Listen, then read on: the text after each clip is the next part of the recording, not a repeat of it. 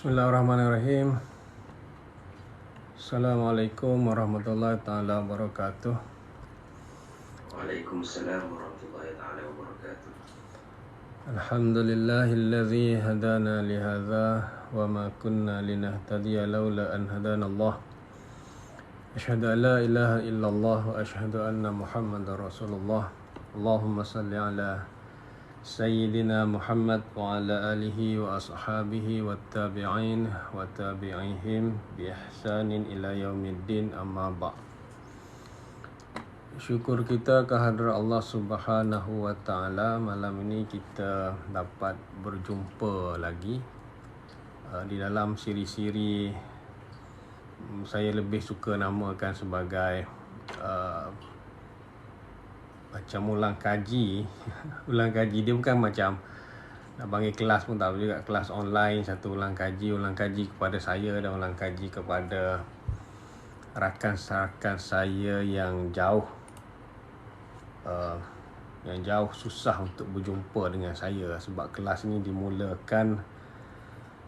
dimulakan pada zaman PKP dan dengan kehadiran yang sedikit lah. Sekarang ni dah makin ramai, tapi tak apa, Alhamdulillah, kita bersyukur atas perkara-perkara yang baik yang berlaku. So saya continue saja kelas ini, tapi kelas ini lebih kepada saya nisbahkan kepada ulang kaji lah, untuk ulang kaji saya dan untuk kita sama-sama mengulang kaji apa saja berkaitan dengan hal ehwal pusaka, bermula dengan faraid, kemudian instrumen, dan sekarang ini pengurusan. Dan last week kita bincang tentang harta pencarian, dan kita akan sambung perbincangan kita malam ini tentang harta pencarian.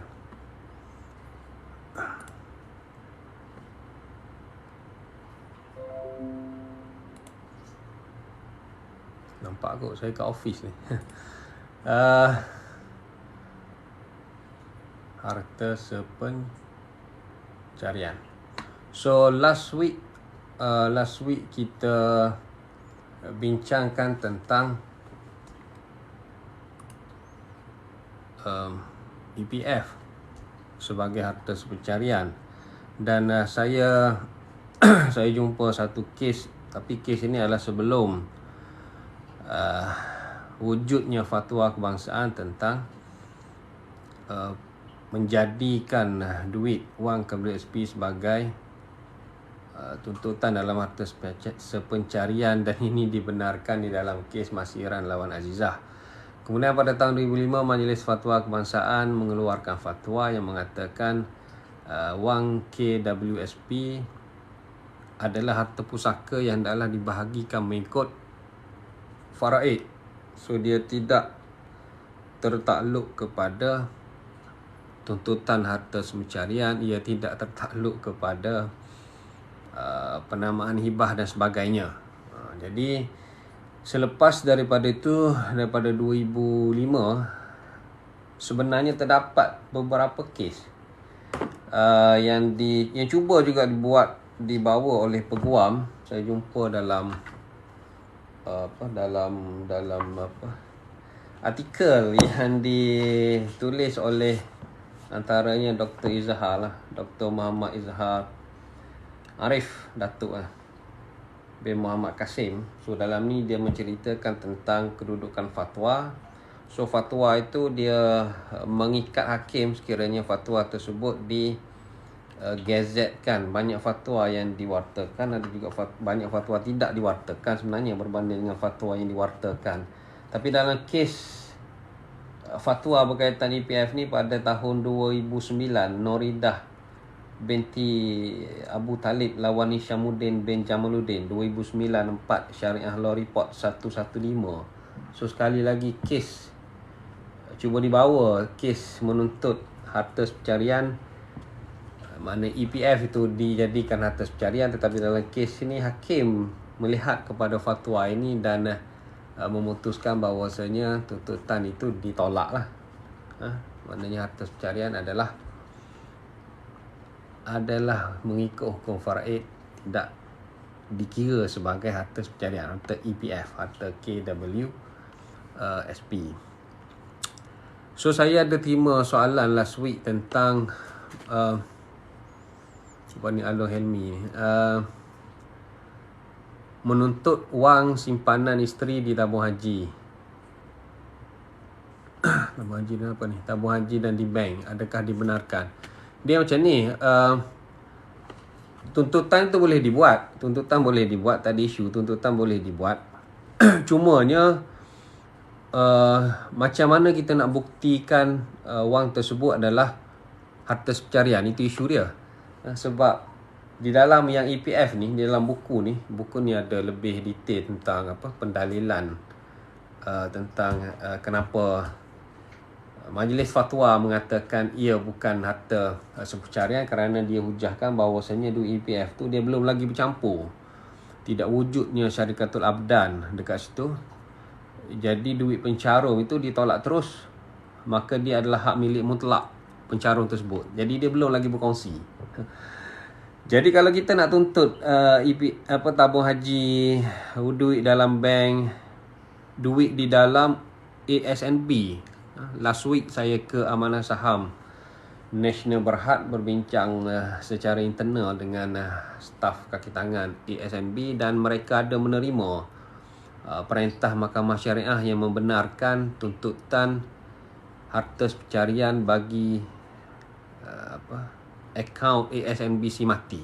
Mana pernah juga Mahkamah Syariah mengeluarkan perintah harta pencarian bagi simpanan ASNB. Jadi kalau tabung haji dan duit-duit di bank tu nak kata secara teori tak boleh, so cara teorinya boleh. Cumanya saya nampak sedikit sukar juga untuk plaintiff membuktikan ianya adalah harta pencarian, kecuali terdapat bukti yang jelas. Terdapat bukti yang jelas bahawasanya terdapat sumbangan secara langsung. Sumbangan secara langsung lah, sebab ini duit. Sumbangan secara langsung ni maknanya terdapatnya duit daripada plaintiff itu memasukkan ke dalam akaun defendant, dan dinyatakan itu adalah duit kita secara bersama. Sebab kalau dia masuk macam tu, kadang-kadang defendant akan kata kau dah hibah dekat aku, so macam mana jadi pencarian pula? Duit aku lah, kau dah bagi kat aku, mana boleh buruk siku. Lepas bercerai jadi buruk siku. Jadi kalau kematian, dia akan pergi defendant itu kepada waris kan. Jadi benda tu boleh dituntut, tetapi bergantung kepada kes sama ada dibenarkan ataupun tidak lah, melihat kepada fakta dan melihat kepada kaedah pembuktian lah, setakat mana itu boleh dibuktikan di mahkamah syariah. Tapi kalau nak betul-betul sepencarian, lebih baik jangan masukkan ke situ lah, sebab ke situ dia akan jadi harta individu dah sebenarnya, sebab kita dah memang masuk pada satu nama. Sebab tu saya kata kalau betul-betul duit yang bersama, buka sahaja joint account. Saya dah cerita sebelum ni tentang kepentingan ataupun keperluan mewujudkan akaun bersama. Akaun bersama memang bersama sungguh. Sebab nama pun dua nama kan. Kemudian kita buat either one signatory, kemudian akaun tu akan terus hidup walaupun salah seorang meninggal. Dan itu lebih memudahkan, dan itu memang sudah pun ada hibah dengan syarat rukbah secara bersilang, sekiranya dapat dibuktikan qabat berlaku semasa hidup, dan qabat juga bukan qabat, mana pelaksanaan tasarruf juga berlaku selepas kematian. Itu panjang dah saya bahas dalam perbincangan ulang kaji ataupun kelas sebelum ini. Tapi kalau dah memang macam tu fakta, maknanya dah memang ada dalam duit SNB ataupun tabung haji ataupun bank, secara teorinya boleh dikemukakan untuk dipohon sebagai harta pencarian, tetapi nak kata boleh atau tidak boleh itu akan diputuskan oleh mahkamah lah, tengok pada fakta kes macam mana pembuktian. Tapi dia bukan senang lah bagi saya. Dia bukan senang sebab defendant mempunyai defense yang agak kuat, sebab dia al-bayyinah alal mudda'i. Maknanya yang plaintiff ni, dia nak kata benda tu pencarian, dia kena bawa buktinya. Secara zahirnya dah dalam duit aku, dah dalam akaun aku, duit aku lah. Kecuali macam rumah apa semua, sebab dia tak boleh nak diasing. Ini duit cash. Duit cash benda dah boleh asing je lah. Kenapa nak masukkan bersama sedangkan nama seorang? Macam tu. Kan, jadi itu. Tapi ada ASNB memang diputuskan sebagai harta pencarian. Jadi iyalah, mungkin kes tu dia dapat buktikan lah. So kalau betul-betul berlaku tuntutan, yang lebih baik kena lantik peguam syar'i lah, sebab peguam syar'i lebih tahu teknik-teknik tu. Kalau buat sendiri akan jadi agak literal, agak straightforward. Dia akan jadi mungkin tak nampak beberapa taktik dan strategi tu. Seterusnya kita masuk kepada tuntutan harta pencarian selepas berlaku kematian. So selepas berlaku kematian memang boleh untuk tuntut harta sepencarian, dan benda ni boleh diputuskan secara bermuafakat sebenarnya. Muafakat tu maksud saya waris-waris kalau waris bersetuju, just putuskan secara borang DDA ataupun affidavit persetujuan, ataupun buat perjanjian permuafakatan keluarga, selesai. Cumanya dia tidak boleh dibuat secara bermuafakat sekiranya terdapat waris-waris yang tidak berkeahlian, waris-waris yang tidak berkelayakan untuk bermuafakat. Sebab dia bermuafakat ni dia kena tahu faraid dulu. Dia kena tahu hak faraid dulu, kemudian dia setuju untuk takharuj, kemudian dia kata ini ada tuntutan harta pencarian, kita kira takharuj lah, tak payah nak tuntut saya formal. Settle lah, sebab settle secara takharuj. Macam tu dia punya kaedah, sebab dia sudah pun tahu hak faraid. Mengetahui hak faraid adalah wajib. Tilka hududullah, surah An-Nisa ayat 13. Kemudian surah An-Nisa ayat 7 kan, mafruḍah, sudah pun ditetapkan oleh Allah Subhanahu wa taala. Ayat 12, ayat 11 kan, ayat 176 surah An-Nisa detail tentang pembahagian faraid. Maka dia wajib mengetahui hak faraid. Hak faraid itu wajib, menerima itu adalah optional. Selepas dia tahu, dia wajib tahu, dan selepas dia tahu sama dia nak terima atau nak tolak, itu adalah optional. So kalau dia rasa dia nak tolak sebab isteri si mati, mungkin ibu dia sendiri, isteri si mati ni nak tuntut harta pencarian, maka dia tolak je lah. Dia tolak atas dasar takharuj. Sebab harta pencarian ni kan dia uruf. Jadi dia kata tak apalah, mak tak payah nak pohon-pohon secara rasmi, kita setuju kita bagi dekat mak sekian. Settle lah. Dari sudut teknikal ni kita akan buat borang DDA ataupun kita akan buat affidavit persetujuan lah kalau di mahkamah sivil, ataupun kita buat affidavit ataupun kita buat surat akuan, ataupun dalam bentuk kita buat perjanjian permuafakatan keluarga. Kalau di pusaka kecil borang DDA settle. Borang DDA seperti jadual yang terlampir, seperti lampiran jadual. Itu saya akan ajar selepas pada ni lah dalam pengurusan. Kita nak masuk pengurusan tapi intro kepada pengurusan lah ni. Tapi jika melibatkan waris kanak-kanak, waris hilang, waris akumental, waris tidak bermuafakat, tapi dia nak tuntut juga sebagai harta pencarian, maka nak tak nak perlu ada satu pengesahan harta pencarian tersebut dibuat di mahkamah syariah, dan mahkamah syariah akan tentukan hak pasangan. Selalunya hak isteri lah, walaupun suami juga boleh tuntut, tapi terlalu kecil statistik si suami tuntut, selalunya isteri tuntut. Dan isu juga timbul tentang sebab berlaku kematian ni, maksudnya plaintiff tu pula yang mati. Mula-mula suami mati, kemudian isteri dia tak tuntut, ataupun dia berlaku perceraian antara suami isteri tapi isteri tidak menuntut. Bila isteri tidak menuntut, kemudian isteri tu mati, bekas isteri lah, maknanya bercerai. Anak-anak kepada si mati tu, anak-anak kepada isteri tadi buat menuntut di mahkamah syariah, maknanya kalau suami tu mati, mana dia tuntut daripada waris-waris suami lah, daripada ayah dia. Contohnya macam tu lah. Kan kalau keluarga yang complicated, dia adalah, dia lain lah, sebab mungkin si suami tu dia ada anak daripada isteri yang lain, bla bla, macam-macam lah.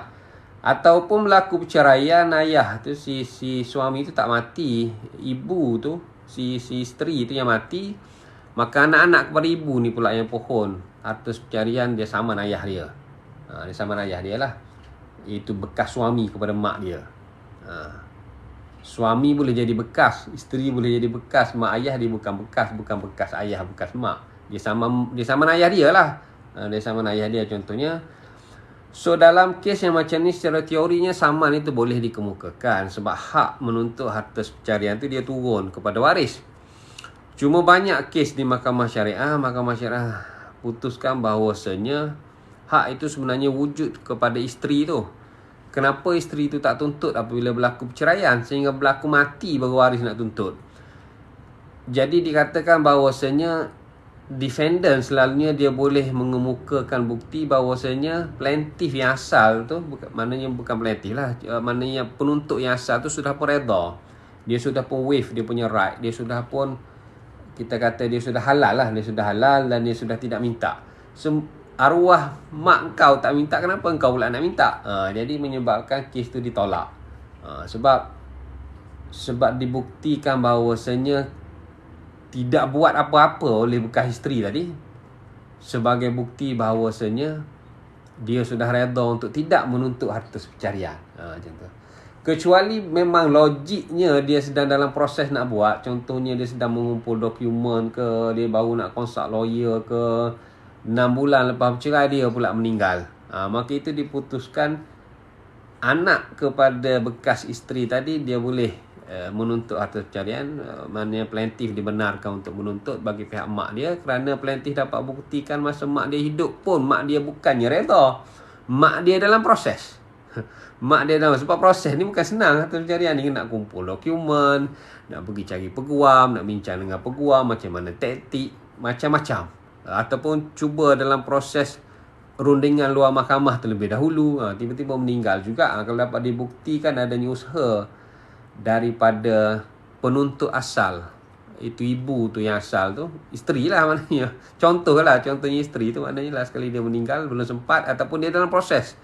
Dia dalam proses kemudian dia meninggal, maka tuntutan itu dibawa kepada waris dia. Waris dia boleh menuntut. Dan ini sebenarnya disebut di dalam beberapa fatwa negeri Kelantan dan fatwa negeri Selangor, saya rasa, tentang isu ni. Adakah waris kepada yang menuntut asal tu boleh menuntut? Ya, boleh tuntut, tetapi tidak semestinya boleh menang. Sebab kalaulah mak dia tu pun asalnya lama sangat tak tuntut, dan itu banyak kes pun dibuktikan memang defendant katalah mak engkau pun dah halal, tiba-tiba engkau pula nak tuntut. Jadi macam itulah. Jadi kalaulah adanya betul-betul nak tuntut, sila tunjukkan bukti nak menuntut tu. Jangan buat senyap. Sebab tidak bergerak tu, tidak buat apa-apa dari sudut undang-undang, dia kira sebagai buat. Itu buat tidak tahu. Buat tidak tahu tu tak boleh. Undang-undang ni dia kena tunjukkan bahawasanya kita memang nak. Jangan buat jangan buat senyap. Kalau buat senyap, maknanya itu dah waive you punya right. Macam mana nak kira berapa tahun, berapa lama, berapa bulan, itu kadang-kadang mengikut situasi kes lah, mengikut kebijaksanaan hakim lah. Dia tidak ada, mahkamah syariah ni dia tidak ada satu time bar yang khusus. Tetapi kalaulah circumstantial tu dapat dibuktikan dia dah halal, tiba-tiba anak pula tak halal, memang tak boleh lah. Tapi kalau ada mak anak tak boleh, sebab anak tu terhalang. Yang bolehnya si isteri tu. Cumanya kita nak kata selepas kematian isteri tu pula yang mati, anak-anak isteri tu boleh tuntut. Bergantung kepada fakta kes tadi juga lah, macam mana mahkamah syariah akan melihat sama ada betul-betul tuntutan itu wujud, ataupun saya saja je waris saja nak cari pasal bergaduh pula dengan ayah dia kan. So itu tuntutan harta pencarian selepas kematian. Dan yang last kalinya, bukan last juga, satu perkara yang tentang harta pencarian ini sedang develop ialah, sebab harta pencarian ni dia asalnya harta laki bini kan, carian laki bini, kemudian jadi uruf, jadi adat, al-urufu muhakkamah ataupun al-adatu muhakkamah. Sekarang ni dia sedang develop juga, walaupun sudah pun dikanunkan Seksyen 2 enakmen Undang-Undang Keluarga Islam contohnya, tapi dia sedang develop. So antara yang menjadi isu tentang harta pencarian, contohnya berlaku tuntutan harta pencarian dan juga berlaku tuntutan hibah, wakaf, wasiat, harta pusaka. Tetapi hartanya sama. Harta itulah yang bekas isteri pohon sebagai harta pencarian sebab dia bercerai. Dalam masa yang sama selepas bercerai itu, si suami pun dia kahwin baru, kemudian dihibahkan pula. Harta tu juga dihibah kepada isteri kedua, isteri baru dia lah. Hartanya sama, tapi hartanya tu juga sedang dalam tuntutan harta pencarian bekas isteri dia. Jadi itu ada kes. Ataupun harta yang sama tu dia wakaf ke, dia wasiat ke dan sebagainya. Ataupun harta itu juga berlakunya tuntutan harta pusaka lah, dia meninggal kan. Tapi harta tu juga yang dituntut sebagai harta pencarian. Sama ada dia bijak lah, dia konon bijak, dia nak larikan daripada tuntutan bekas isteri dia. Kau nak tuntut sangat, tak apa, ini nama aku lagi, aku tukar nama siap-siap. Dia tukar nama 14A siap-siap kepada nama orang lain. Sedangkan bekas isteri sedang tuntut harta itu sebagai harta pencarian. Cuma mungkin dia tak caveat, sebab peguam syar'i yang tak pandai sivil kan. Bukan saya merendahkan peguam syar'i, tapi maknanya kadang-kadang berlaku perebutannya macam tu kan. Bila tak caveat apa semua, sebelah sini pun cepat-cepat aja lah. Transfer 14A, lebih-lebih kalau dia kerja pejabat tanah lagi, dia tahu hal-hal tanah. So berlakunya harta yang sama tapi berlaku perebutan antara harta pencarian dengan instrumen-instrumen yang lain, sama ada semasa hidup ataupun selepas berlaku kematian. Selepas kematian pun berebut juga terhadap harta yang sama, maka harta pencarian sentiasa mengatasi. Kok mana pun dia kena tentukan harta pencarian terlebih dahulu. Ini ada dalam arahan amalan Mahkamah Syariah tahun 2021 kalau tak silap saya, nombor 8 ke nombor berapa. Kena cek balik lah arahan amalan Mahkamah Syariah. Kadang-kadang saya sebut je. Bila cek balik salah nombor. Tapi adalah arahan amalan Mahkamah Syariah tentang sekiranya berlaku perebutan harta yang sama, tapi permohonan berbeza, repartis yang berbeza. Pihak ni tuntut harta pencarian, pihak ni tuntut sebagai pengesahan hibah, macam-macam. Maka harta pencarian adalah diputuskan terlebih dahulu. Yang tuntut yang lain tu dia kena stop. Dia kena stop. Sebab itulah Mahkamah Syariah pun dia ada pusat dia. Sebab itulah bila kita filekan di Mahkamah Syariah, dia ada kod dia, kod pemfailan itu untuk melihat. Tapi saya tak tahu setakat mana efisien dia nak detect tu. Tapi secara arahan amalannya, bila dapat detect perkara tu, harta pencarian mengatasi segala-galanya. Macam tu dia punya aim dia tu. Sebab harta pencarian ni seperti macam satu harta yang macam bateri. Dia melekat pada harta itu sendiri. Apabila orang tu sudah ada hak terhadap harta pencarian, putuskan harta sepencarian terlebih dahulu sebelum diputuskan perkara-perkara lain. Mentang-mentang kau bergaduh dengan bekas isteri kau terus lagi hibah. Hibah kat anak lah, hibah kat isteri baru lah. Sedangkan bekas isteri sedang menuntut harta pencarian, kena bagi hak dia dulu. Sebab itu adalah hutang pasangan kepada pasangan dia kan. Itu dia punya cara memahami harta sepencarian. Begitu jugalah sekiranya kita nak buat dokumen hibah ataupun dokumen wakaf. Ini belum jumpa kes di mahkamah sebenarnya, tetapi melihat kepada status harta pencarian, dia panggil malul musyak. Malul musyak maknanya harta yang bercampur, harta yang bergaduh sesama. Dalam harta tu dia bergaduh pemilikan. Tidak dapat dipastikan berapa milik suami, berapa milik isteri. Sebab dia adalah bersama secara bercampur. Dan belum diputuskan berapa milik suami, berapa milik isteri. Maka dokumen untuk hibah ataupun dokumen untuk wakaf bagi harta pencarian tidak boleh diteruskan sehinggalah diputuskan hak harta pencarian itu terlebih dahulu. Ini secara teori, tapi saya belum jumpa kes lah. Takut lepas ni kita pula jadi defendant, best juga kan. Juga ikuti kelas malam ni, ada juga dia punya idea untuk menjadi defendant, untuk kita mengatakan hibah yang dibuat oleh plaintiff tidak sah kerana ini adalah harta pencarian. Ini adalah malul musyak, harta yang bercampur. Tetapi sebelum dia buat harta pencarian, dia belum tentu, sebelum dia buat hibah, dia belum tentukan, belum ditemin, belum ta'yin berapakah hak pasangan dia. Jadi untuk mengelakkan potential hibah tadi ataupun wakaf tadi dibatalkan di Mahkamah Syariah, maka kita yang buat dokumentasi hibah tadi contohnya, ataupun dokumentasi wakaf. Kalau wakaf tu tak daftar lah, kalau daftar tu susah sikit nak challenge. Maka kita kena melihat aspek harta pencarian. Itu maksud saya. Jangan pandang ringan harta pencarian tadi.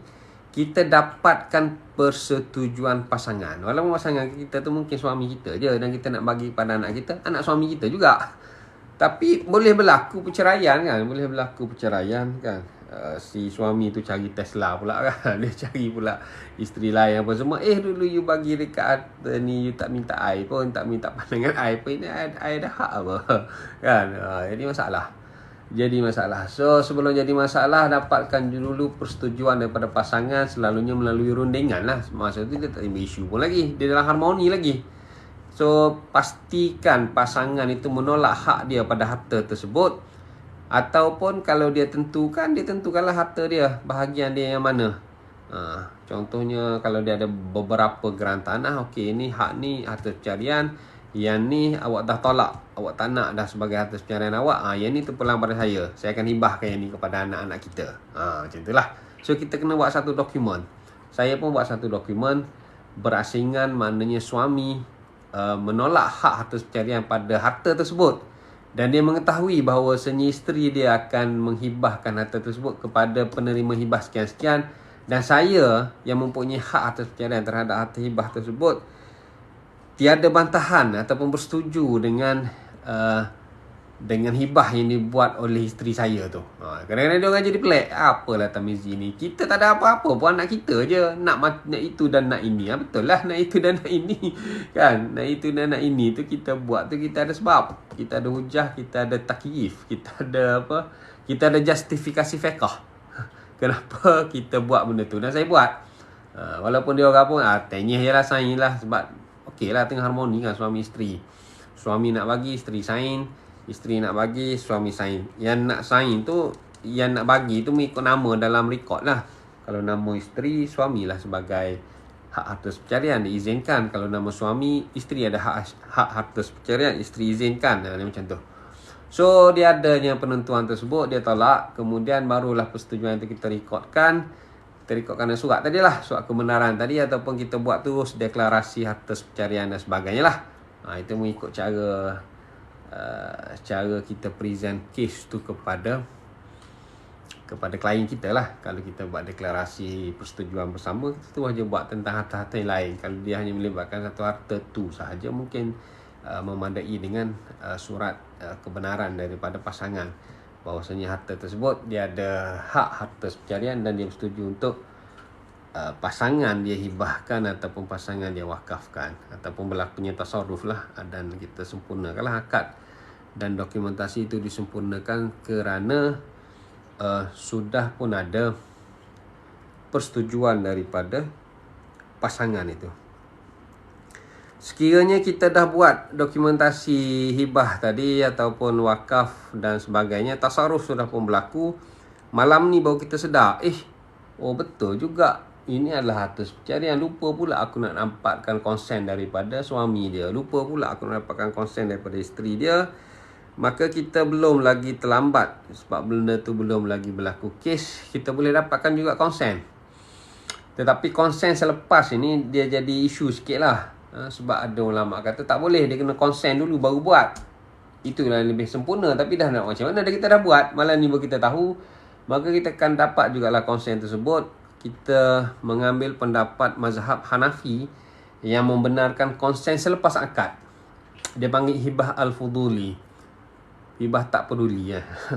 Tuan Mawardi dia panggil hibah tak peduli. Masa buat hibah tu tak peduli, lepas buat hibah barulah nak cari konsen.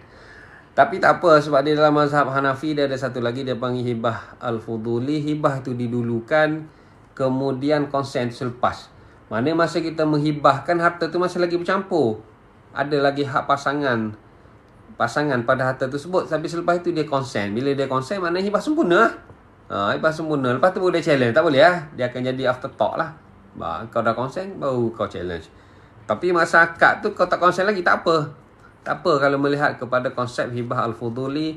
Cuma hibah al-fuduli ni glamour di mazhab Hanafi lah, bukan di mazhab Syafi'i. Syafi'i kan dia straight. Syafi'i ni dia satu-satu lah, dapat konsen dulu, kena bawa akad hibah. Macam tu.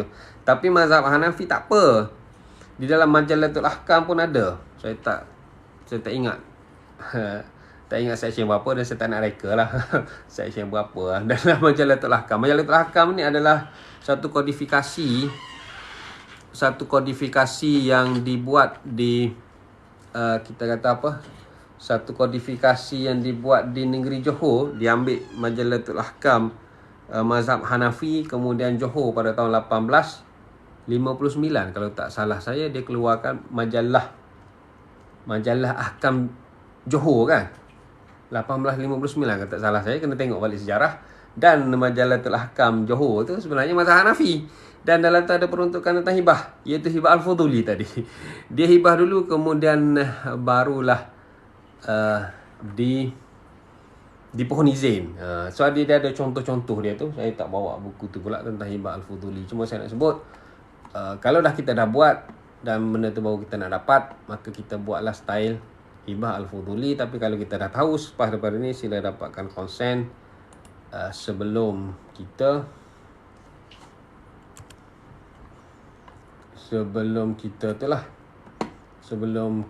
teruskan dengan dokumentasi hibah.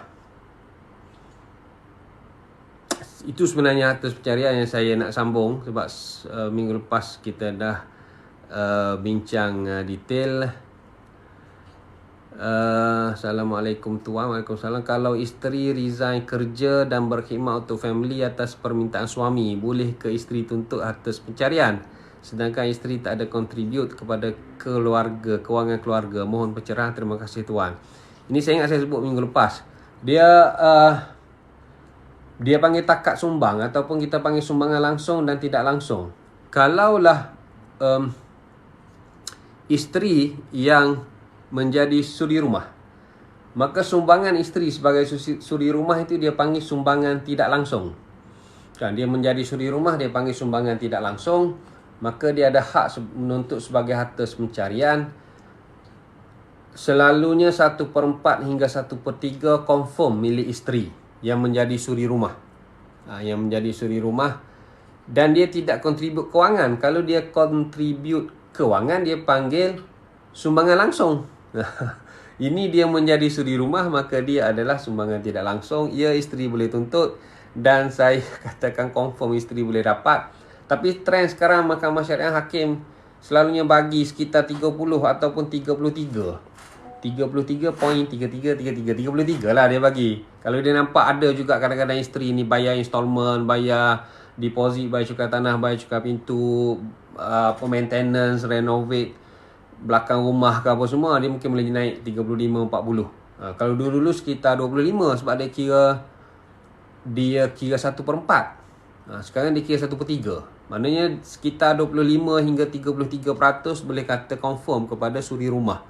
Kalau suri rumah tu yang kurang tu, sebab ada juga suami tak bekerja sebab isteri tu yang memang gaji pun dah mahal. Macam saya pernah handle, isteri dia gaji 27,000, Head Department Human Resource, sebuah syarikat yang besar.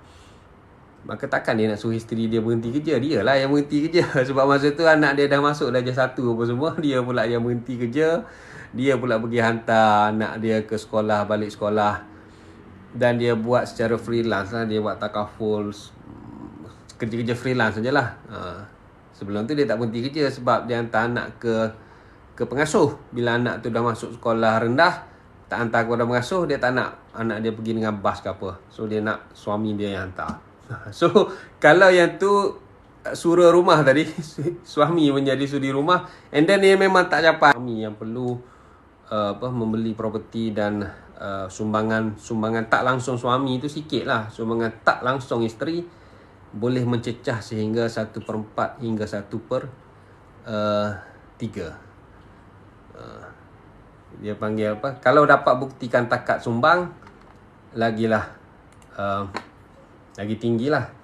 Saya guna desktop di office ni. Saya ingat saya dah tutup WhatsApp, tapi dia keluar juga. Tapi tak apa, ini saya tak share screen kan. Share screen saya dah habis. Soalan seterusnya, sekiranya hibah diletakkan syarat, boleh ke tuan? Ini hibah ni lain. Hibah ni bukan tajuk malam ni lah. Tapi tak apa, saya jawab sebab ada juga masa. Hibah ni sebenarnya dia bagi free.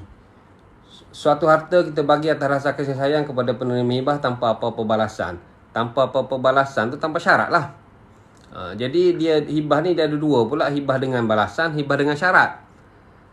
So balasan itu sendiri kadang-kadang kita letakkan sebagai syarat.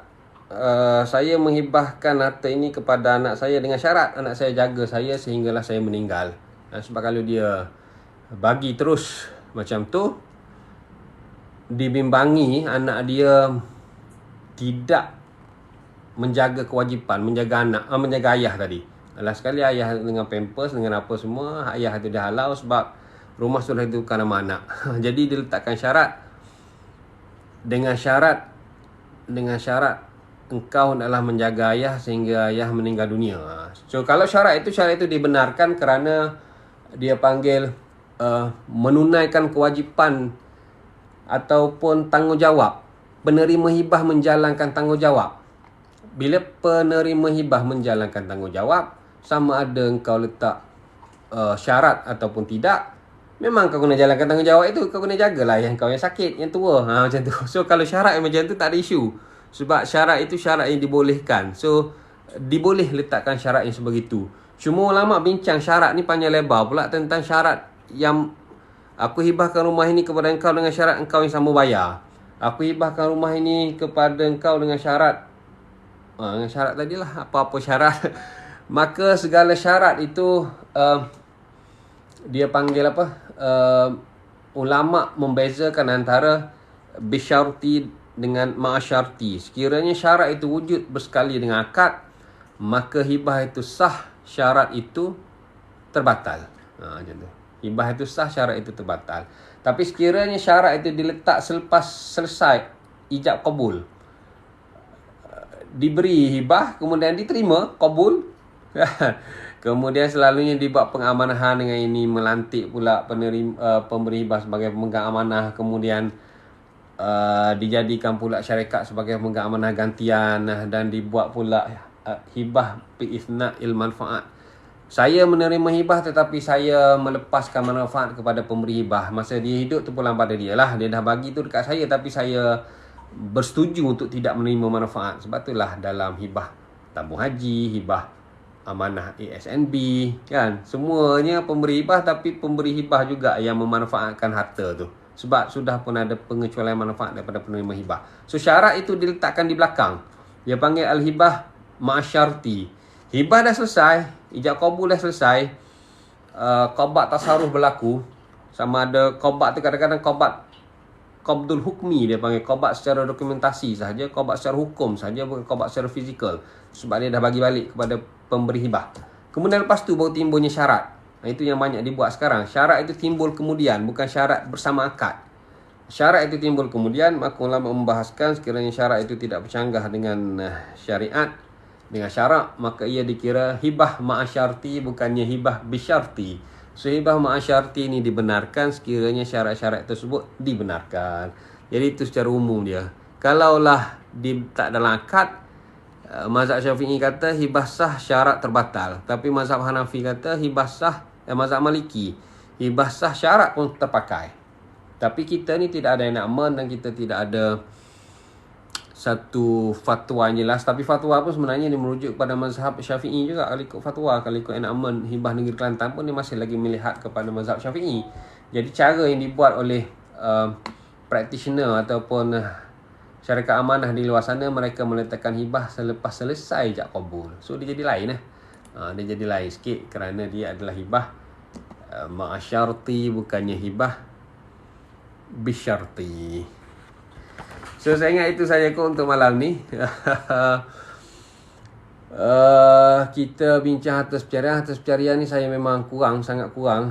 Saya ingat saya dah 2015 lah sekali sewa atas pencarian kot. Ni dah 2023. Memang terlalu banyak dia punya improvement yang saya pun tak sempat nak ni, dan saya pun tak berminat sebenarnya. Bila ada saja isu atas pencarian, selalunya saya cuba selesaikan di luar mahkamah. Saya cuba dapatkan persetujuan. Tapi kalau terpaksa, maka selalunya saya akan pas klien saya itu kepada peguam-peguam syar'i yang lain lah. Cuma saya akan bagi dia punya background case, dan saya bagi suggestion. Sebab kalau di Selangor ni atas pencarian dia bawa ke Suluh terlebih dahulu. Selalunya dia melihat jugalah suggestion saya tu, saya akan bagilah dia punya market value-nya macam mana, kalau dinilainya macam mana, lebih kurang macam tu lah. Tapi saya memang tak buat. Dia kena jumpa peguam-peguam syar'i yang lain lah. Saya ingat hari ni pun ada peguam syar'i kita ni. So kita stop setakat ini sahaja. Minggu depan saya akan kita akan bincang tentang wasiat wajibah. Kita akan bincang tentang saya popularkan sebagai waris patah titi. Ini adalah salah satu dalam pengurusan juga harta pusaka. Sebelum kita bagi harta pusaka, kita tak bagi lagi harta pusaka ni. Kita nak cakap sebelum bagi harta pusaka ni, nak jadikan harta pusaka harta yang bersih. Kita dah bayar hutang, kita dah bagi harta pencarian, ada tuntutan pula wasiat wajibah daripada cucu patah titi.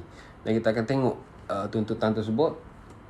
Kemudian dia dalam kategori wasiat, tapi wasiat wajibah.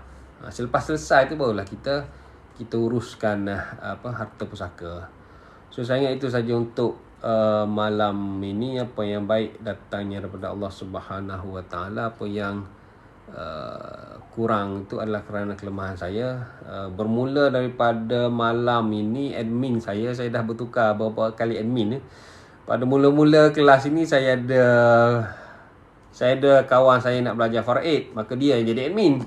Habis kelas faraid, dia pun dah tak berminat kelas-kelas yang lain. So dai faraid kita, doa faraid, Ustaz Burhanuddin menjadi admin. Kemudian Ustaz Burhanuddin pun masa tu instrumen apa semua. Kemudian staff saya di firm saya menjadi admin. Tapi bermula malam ini saya minta solusi pewarisan menjadi admin untuk benda ni. Dan saya mula mengaktifkan diri kepada company lah sekarang, syarikat solusi pewarisan Sdn Bhd. Dan kita ada, ini macam iklan lah sikit, tapi kalau saya tak sebut orang kata kenapa tak sebut, kita orang tak perasan pula. So kena follow juga solusi pewarisan, sebab dekat situ kita akan mention program-program kita lah. Antara yang terbarunya bulan Oktober ni, 14 Oktober kita buat kursus sehari suntuk daripada pagi hingga petang tentang pengurusan harta pusaka. Mana saya akan ambil apa-apa poin-poin yang penting lah. Yang detail ni kita bincang dalam kelas kita, tapi kelas kita ni berapa minit je. So yang poin-poin penting tu saya kumpulkan, jadikan dia daripada pagi hingga petang, 14 Oktober lah. Tapi saya buat kelas ni bukan niat untuk iklan sebenarnya. Niat kelas ni bermula daripada zaman PKP lagi. Dan kelas ni berlaku secara percuma, sama ada iklan ke tak ada iklan, ke ada program ke tak ada program. Kelas ni jalan secara percuma, open registration. Dan tak ada isu apa pun. Cuma saya sebut apabila ada kebetulan-kebetulan itu sahajalah. So kita tutup kelas ini dengan untuk mencari berkat lah. Kok saya ada tersalah cakap, jangan kecil hati apa semua. Kita tutup dengan membaca tasbih kafarah dan surah Al-Asr.